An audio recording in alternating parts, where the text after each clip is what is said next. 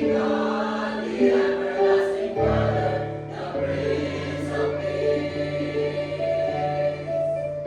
Wonderful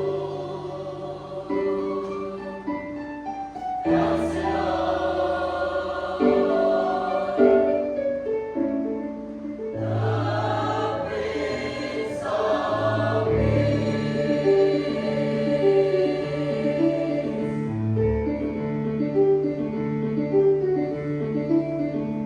Luke chapter 1, verse 30 to 33. And the angel said unto her, Fear not, Mary, for thou hast found favor with God.